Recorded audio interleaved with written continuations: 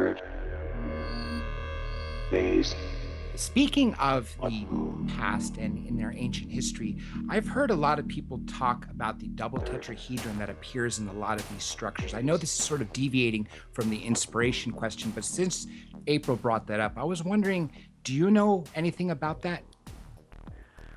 Well, what I find fascinating is that there are actually some artifacts that have been found in Ireland and in Scotland that are multifaceted structures, little stones that have been addressed in that shape, and some have actually determined to be made of iron. So very interesting stuff. So I think that there is something to be said about geometric structures that have been found throughout history, and who knows what they signify. I mean, I always think that all of these structures, they should be deciphered by mathematicians. And so recently I spoke with an astrophysicist, and he's very much interested in not an astrophysicist, but a plasma physicist, and he's very interested in crop circles.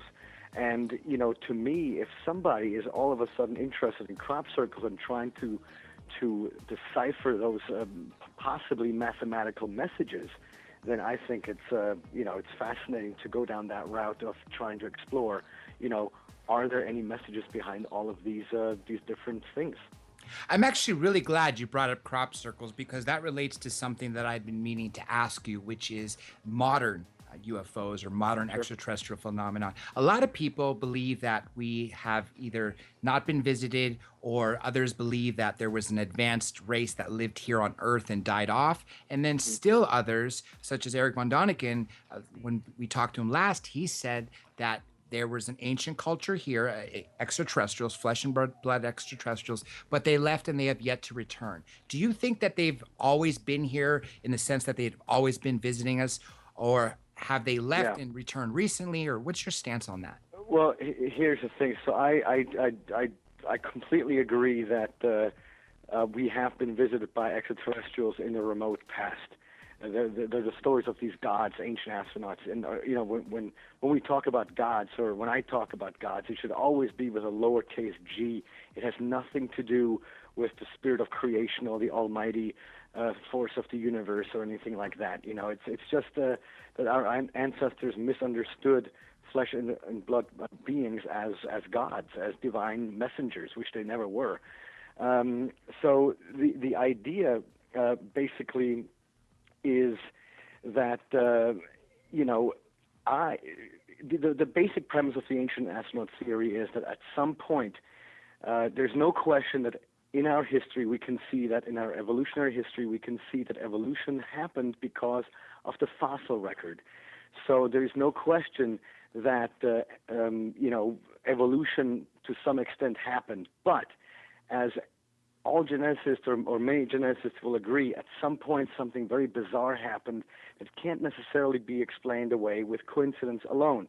That right there is where the ancient astronaut theory suggests that a deliberate change in our genetic makeup took place, which means that we are, in a sense, even though we have, we have partly evolved on planet Earth, evolutionary speaking, but also we have extraterrestrial genes within us, so we already are hybrids. Now, if we are the product of such an extraterrestrial species, then I don't think that they would just abandon us in that sense. They would basically, as we can read in the ancient texts, they gave us the knowledge. I mean, they gave us knowledge. They gave us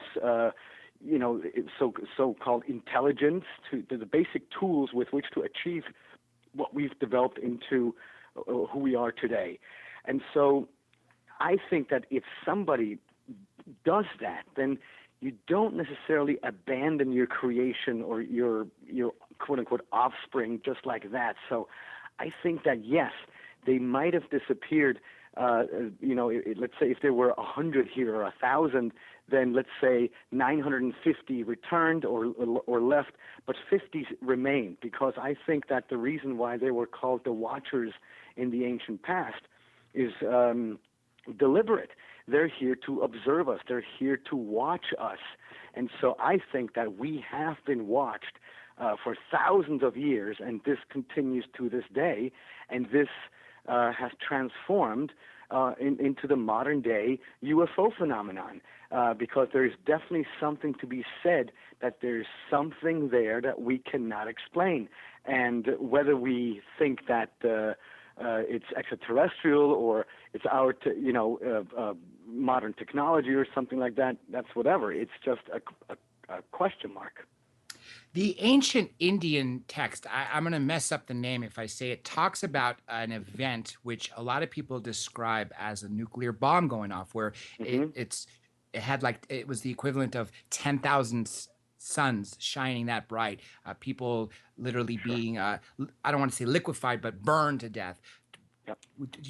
What's the name of that text? I really don't want to mess it up. It begins with a B. Well, it's a part of the Mahabharata. It's the Drona Parva. Yes. It's an ancient Indian epic, and what it describes is, and all the ancient Indian epics, they read like modern day science fiction, because they speak of flying chariots that were able to fly through the sky with weapons and arrows of glowing fire that rained down upon the enemy and things like that.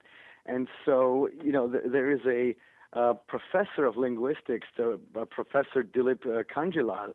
He wrote a book called the Ancient Weapons in Ancient India, and it's truly amazing. And yes, there's this portion, there's one passage that talks about this weapon being unleashed that was brighter than 10 or 100 suns that were up in the sky, and the elephants were so afraid they started to run and just leave everybody behind.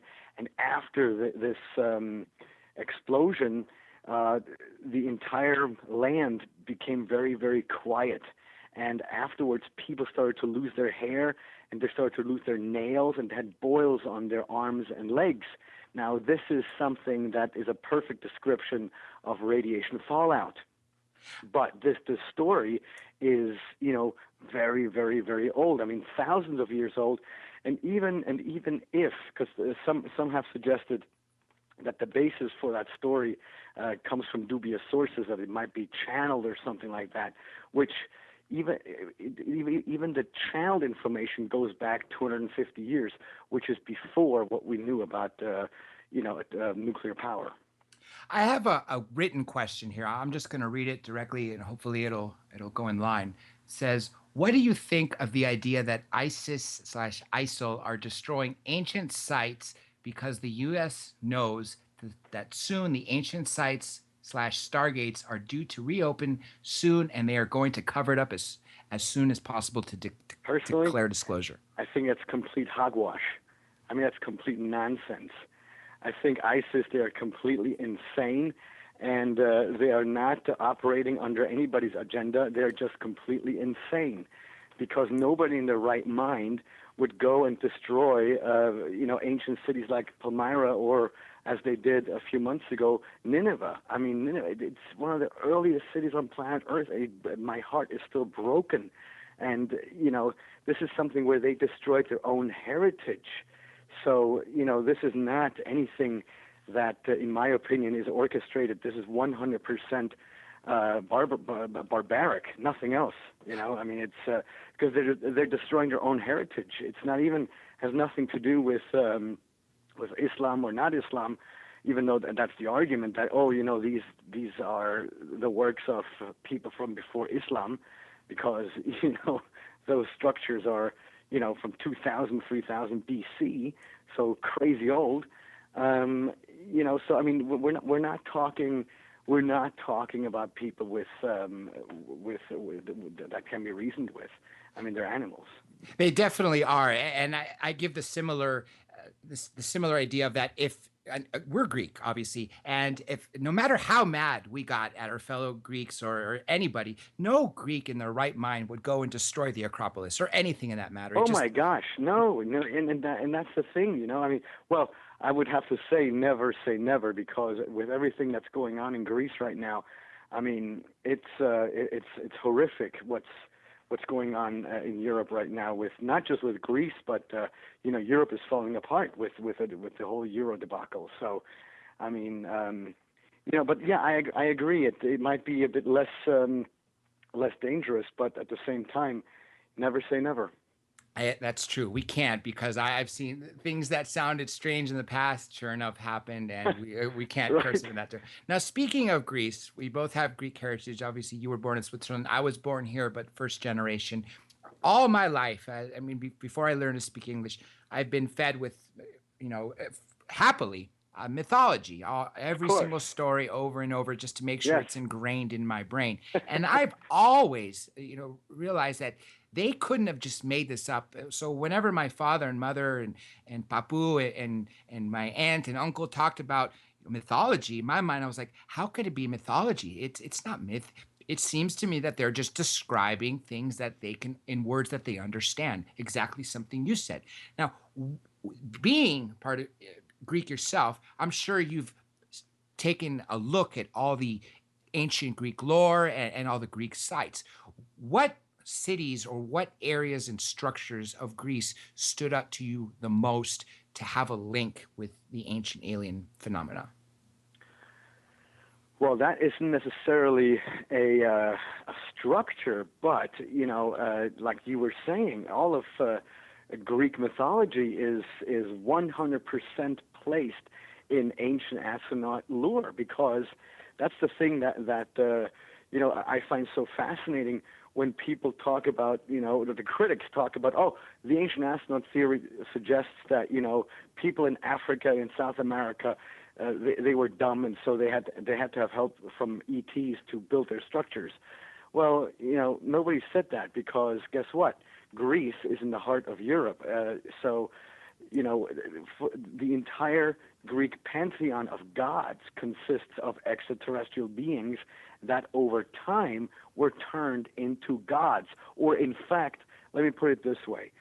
If and when, let's say 1,000 years from now, or if we're good 500 years from now, we'll master a way with which to go from this planet to another planet.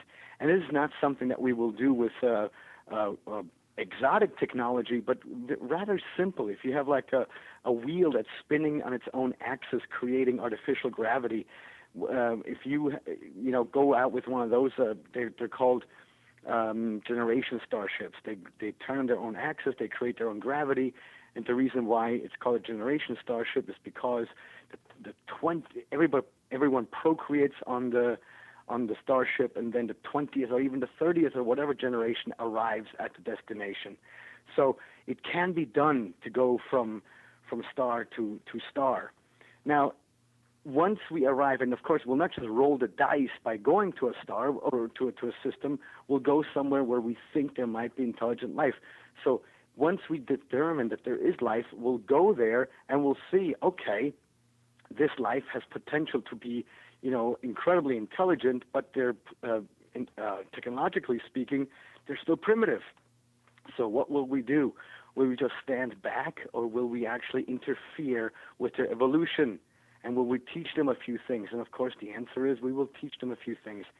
So how will we make contact with them? Of course, first we'll observe them. We'll not, because the prime directive is only in Star Trek. It's not a real thing. So ultimately, we will break the prime directive protocol, and we will make contact with them after observing them. How will we do this? We will descend from the sky. So what does that make us immediately? It'll make us gods. But all of us, the listeners, you and me, we know we are no gods. We're ordinary, quote-unquote, ordinary space travelers. And this is exactly what happened in our past. And our ancestors thought, not because that they were intellectually primitive, but because they were technologically primitive. They didn't understand what was going on in front of their very eyes. And that's why we have those different mythologies and religions today. I wholeheartedly agree with you, especially when there's nothing that flies except what you throw, such as a discus or a bird. When you see a giant metallic anything, you're going to Yeah. use your own words. So no wonder why they call it a chariot, or as Ezekiel calls it, a wheel within a wheel. They're Right. Or using Alexander the Great called them the glowing flying shields. and things like that. You know, what I find fascinating is, and I'm sure you're familiar, and all of our listeners are familiar with that little gold Colombian, pre-Columbian gold flyer pin. It looks like a modern day airplane, but it's an ancient funerary object. You know, a lot of archaeologists, they say, well, these are nothing else but depictions of birds, fish, frogs, or you know, some type of insects. Well, what they don't tell you is that there's no question that that culture did produce thousands of objects that did look like fish, frogs, insects, and birds and things like that. But if you put side by side those artifacts that are actually representing fish or birds, and then you put that next to those things that look like airplanes, it's not even the same category. And so, you know, nobody's playing with open cards here. Nobody's making these comparisons.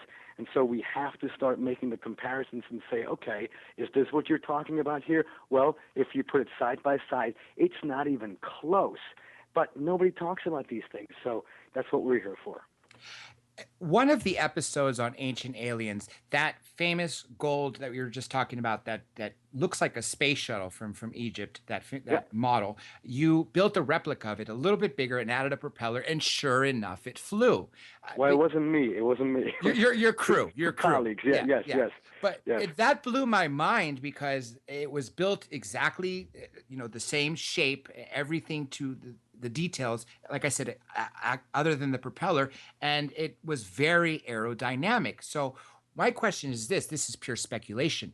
Do you think that they had a glimpse into the future, possibly in what we were using, or do you think this is possibly something that the visitors may have been flying in? Or what do you think was the inspiration for that, as well as the submarine-looking hieroglyph? Sure.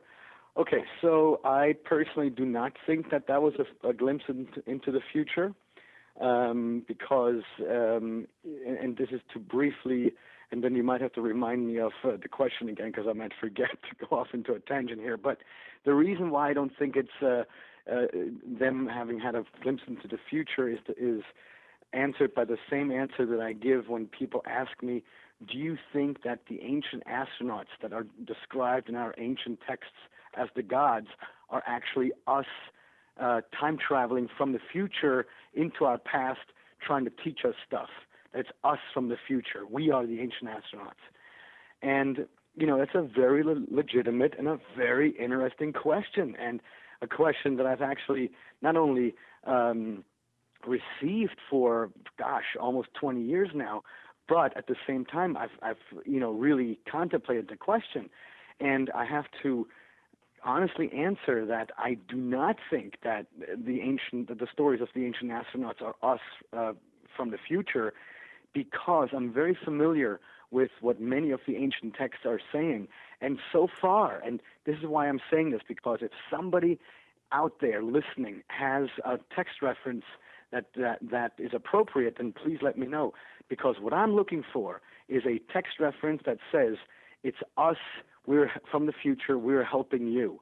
But the gods, or those beings that came in the past, they only said, we come from out there. We come from the dark and distant, from the stars. We come from the heavens. They never said, we are you from the future.